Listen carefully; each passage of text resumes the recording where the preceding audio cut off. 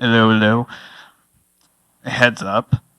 I have ADHD, so this is gonna go like a conversation of someone with ADHD. Little chaotic, little wild, little from the hip, a little from the heart. So this is cool. And this? And what about this? Well, apparently so. So I've been told. This is visualizing expression. I'm Rowan Wright. Creatively, I'm all over the place. I just say brand designer because it's easy. I do a little bit of, web, mobile, motion, I meant to say, sorry. Graphic design, working on a webcomic with someone, which is pretty cool. And this is my passion project. And so that's me, 2021, and I needed a change in life. So imagine this guy cramming his car full of whatever he could in a mania-driven need for change. It's 2021. COVID got to a lot of us, and my way was moving from Oregon to Canada because schooling was significantly cheaper. I did 2 years in the States, and it cost me more than my last 2 years at Emily Carr, which, yeah, that's something. And yeah, there we go. I got accepted by Emily Carr.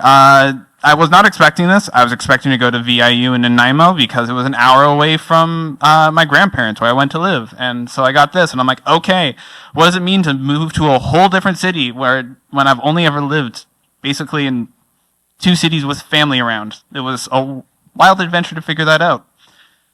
And in the fourth year, so my capstone year, we had to present ideas for what we want to do year-long projects on.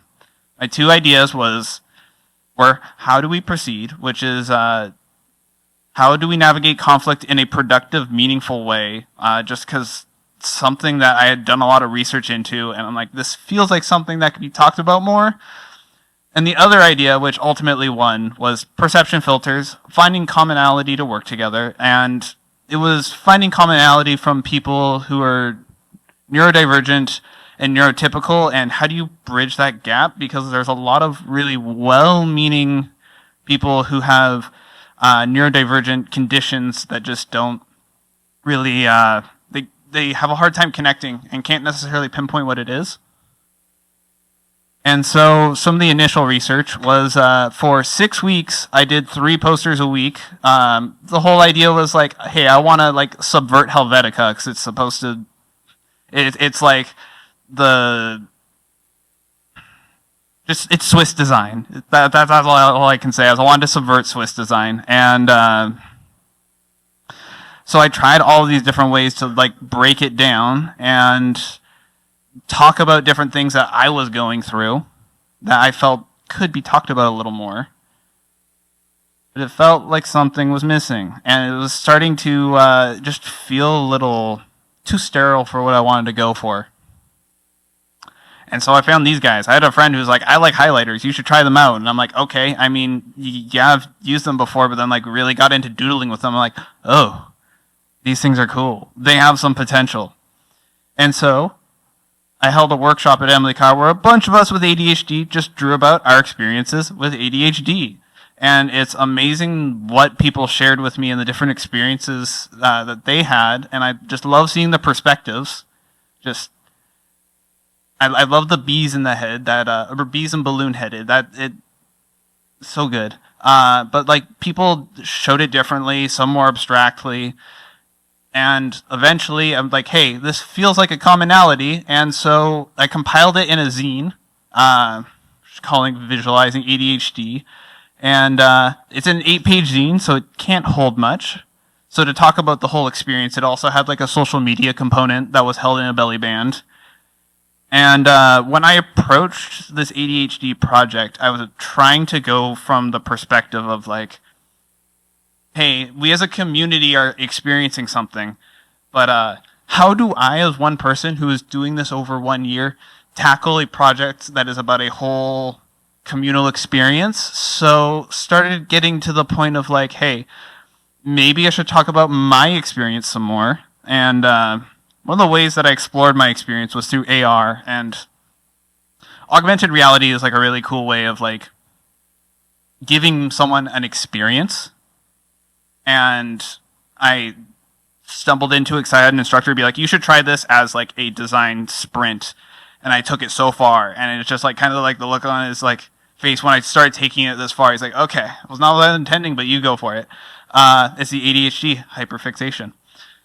And the AR is also, there's a really big point with this, is that I encountered a lab at Emily Card called the Basically Good Media Lab, which is like kind of tucked away, but they help promote all this new media, and I was having some issues even getting this off the ground, because like, I had found Adobe Aero, which is their augmented reality, but like trying to get like a video sequence in there, that was just, wasn't loading. Went and talked to them, they helped me, they're like, hey, you should try Unity, and I mean, I got Unity working on the left there, but that, not for me. And so after all of this research, things started coming together, and this is one of the pinups that we would do. And started just really reflecting my voice through highlighters. What is my experience? And the highlighters are just so much fun, and they can get a little overwhelming, as it is with ADHD. So I was like, okay, well, let's use my handwriting to break this up. And I was also finding that people were enjoying like my handwriting during like all these pinups. We have multiple of them, and I had quite a few comments, but just over the course of like going through this process, people were like saying, hey, handwriting is cool. It's really sharing something. So how do I get people to relate with ADHD? It's simple. Just write a tactile, multi-experiential book about it. Come on, guys. Easy. Not just write a book. It's, figuring out how to even bind a book, figuring out how to collate pages, figuring out how all of this is laid out. So I iterate, prototype, reiterate, and just try these different methods of putting things together. And there was a lot of tinkering to even get this book together, because how do I fill 32 pages with like things that are like these multi-experiential, like, hey, fold this out, fold it in, this and that. And then, please stand by, because there's a break from our regular scheduled content, because the risograph entered the conversation. I had stumbled into it before, but I'm like, okay, how do we get the risograph in here? It is a really cool, highly specialized printer from Japan. It does spot color printing, so you have to choose deliberate colors. And it's also very imperfect. Like you can try how you want to make things exactly in your vision, but just roll with the chaos and you're gonna get way cooler things. For example, so you can see my like Photoshop file of me experiencing an ADHD symptom, and then you can see the Rezo spread from the book, where I just get this cool like chromatic aberration and the chaoticness. I'm like, hey, this is also ADHD. So in the book, I employed 3 strategies for the most part. I had written spreads because, look, I'm here to talk about handwriting, but gotta, have some body copy in here at some point, so I can really talk about things at length. I would have photographic spreads, which is like where I'm experiencing things and helps to situate what is going on, contextualize, and like this was a really fun one to come across. Like, I was having a really hard time even thinking. Just felt like things in my head were jarring, and I'm literally pacing around my couch, just like, okay, let's just like try to burn some of this energy off. I start looking at the corners of my living room, like, wait a minute, this is content.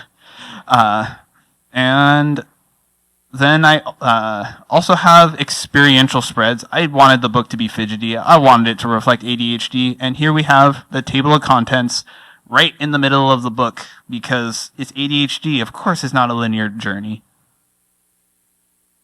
And like another example of like an experiential spread is an idea isn't just one thing. It's you unfold the spread to get the message in different ways. If you read it in different orders, you kind of get a different narrative, which goes to reflect what just the human experience is that everyone's looking at, let's say, the screen the same, but they're getting a different experience out of it.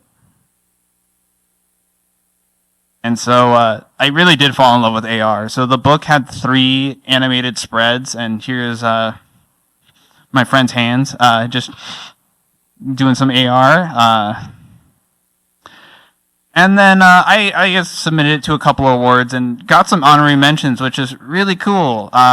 Submitted to Registered Graphic Designers of Canada and got a honorary mention for storytelling, just because like it's like experiential storytelling. For Emily Carr, I was runner-up for the Emeritus Award, which is like the grand prize for design awards for the grad show, which was a cool experience. At Emily Carr, I also got a faculty award for risk taking, just because like I latched onto this concept and didn't let go, and hey, it paid off. And some other recognition, I submitted as a case study to RGD, and they accepted it, which was, that was enough for me. I was like, cool, it's on there. I love that. But then it turns out it was one of the top 10 most read articles of 2024, and I'm like, oh, okay, I woke up to that mention, and I was like, that's pretty wicked. It was also this was also featured on City News during the grad show at Emily Carr. So it's cool to have this recognition, but what's especially cool is that people are latching on to this way of storytelling, and that I'm really putting myself out there and being genuine, using my handwriting, and it's really connecting with people. So that was 2023. 2024, what's next? Well, that's Conversations. It's a zine that holds an AR experience about having a conversation with someone who has ADHD. You take the role of someone who has ADHD, and you try to navigate this conversation in a productive way, because sometimes with ADHD, things can come off as rude, and that is not the intentionality. It is just something of like, oh, I am not recognizing social cues. And it is really cool to just see the amount of people who are just interacting with the work. I went to Culture Crawl, and I was with Slice of Life Gallery, and people were there selling things, and I sold a couple prints here and there, but like the main goal was to get people to participate in the experience, because you participate in the experience, you get the zine, and a lot of people walked away with zines. That made me happy. And something else that like really it hit me is interesting, paradoxical, is that people liked the hand-done UI. Like, it is a very digital process that people are going through, but I drew all this with highlighters and like fine liners. And something about that seemed to hit even more. I went to I forget which tech event, but I went to a tech event, started talking about analog UI, and like people were getting interested. It's just funny. So, from this whole experience, there's a few things that I've taken away. Community is rad. There's so many points at this story that it is like community driven. It's community driven in that like I held a workshop where people were willing to come to share their experiences with ADHD. We got to like talk about it, talk about the pain points, and just share. Another big thing about the community aspect is that I reached out to a like specific community within the school, which was this lab, and they helped me to push ideas that I couldn't conventionally push at other places in the school. Like I was trying to find stuff on like new media, and they're there just to like help me along the way. And because of that lab, I have like met some people that like to this day we're still doing cool stuff together. It's funny is us like an alumni from that lab. We didn't go to school at the same time, but I met him at a portfolio event, and we just kept bumping into each other because he was active with the lab. And now he and I are doing like a project together, which is pretty cool. Handwriting has heart. Someone told me, whatever, few years back be like, hey, your handwriting is going to help to drive a project, and be like, what? My handwriting is chicken scratch. And that's because, well, actually, a few years back I decided I'm just going to write in capitals because I cannot read my lowercase letters. And it paid off. And really, so this has like a creative sentiment that handwriting has heart, but there's something even more like at the core of this message is that whatever you do, bring you to it. And that's how this project is driven, is that I was very enthusiastic about ADHD education, demystification, all that other stuff, that I'm just like, okay, we're going to turn this into like a journal style project and really speak to people. And there are people who do have ADHD that are like, they've like talked to me and be like, I have not felt seen in this kind of way before, which is very flattering to hear. And then I have people who don't have ADHD and they're like, I have been overwhelmed by your work. And, you know, usually someone says that to you, you're like, oh, did I do something wrong? Be like, no, it's ADHD. I did it all exactly right. And so that is my spiel on ADHD. I want to, you know, I say community is rad. So thank you all for coming here, being part of the community, hear the talk. Go ahead. You know, I'd love to connect with people. There's my Instagram. Thank y'all.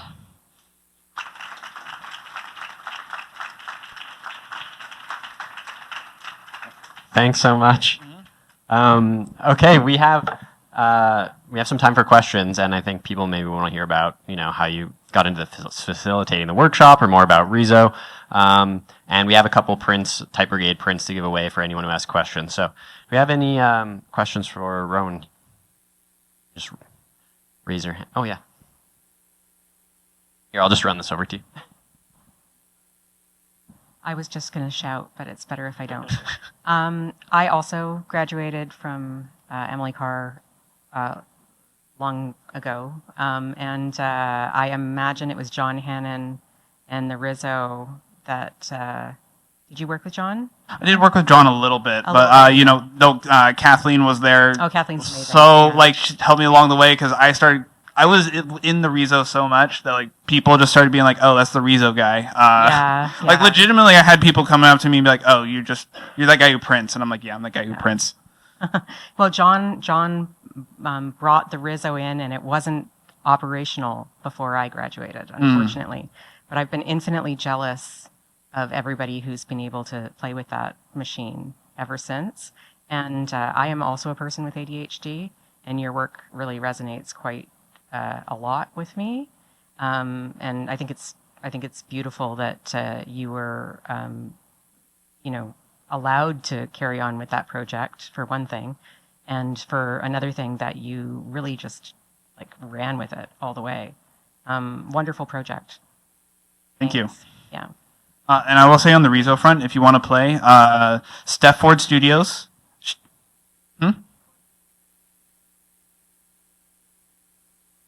If you want to play, Steph Ford Studios, she does hands-on risograph stuff here in Vancouver, like Main Street area. I went to school with her. It's actually hilarious. Like, we were both falling in love with risograph near same time. She was a year ahead of me. But then she gets out of school and she's like, I found one.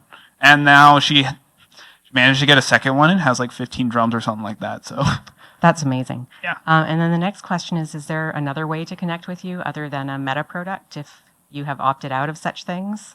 LinkedIn.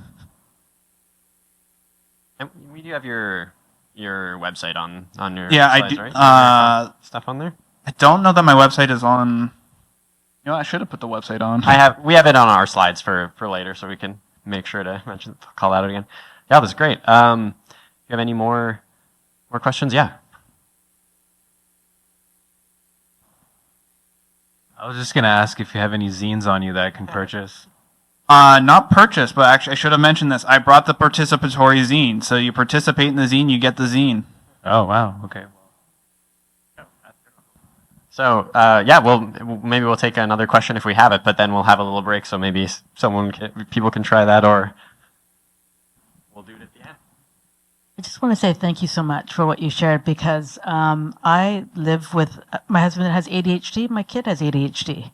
and I have ADHD colleagues. And the best part is, you know, we're surrounded by people freaking out over AI. And the thing that I always personally think is AI will never replace a human being. And what you shared today was your soul, was yourself in your work, and I loved it. So thank you so much for doing that, because it's not just for people who interact with it with your community, but it's for yourself. How do you feel after working on this project? Like, just, you know, do you feel that, like, did you have any particular goals you wanted to do, or you just wanted to just embrace it?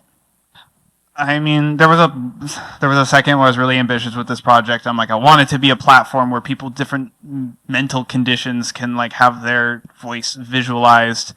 And the more I got into the organization of that, the more I'm like, okay, I'm gonna take this a little more locally and just use this as like my outlet. And if it reaches more people and more people want to participate, then I think that's where it's best used, because I really pushed to make it something bigger, and I started feeling it falling out of my hands. And so I found with this project I can only do one a year. Like, it's just, it takes me a long time to conceptualize, and then I want to execute something kind of big.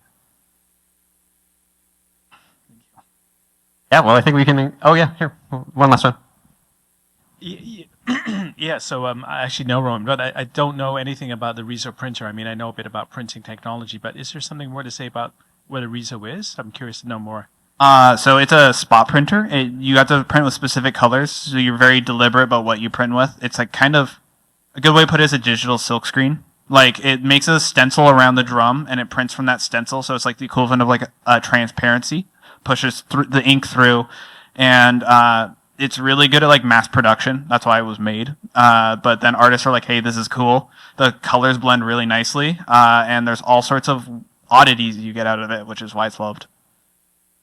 And you can make sure you grab one of the prints we have from the event, and you can see when they're all together there, how it's kind of, there's so much variety, right? So really grateful to have you do the numeral, really grateful to have you speak. Thank you so much, Rowan. Thank you.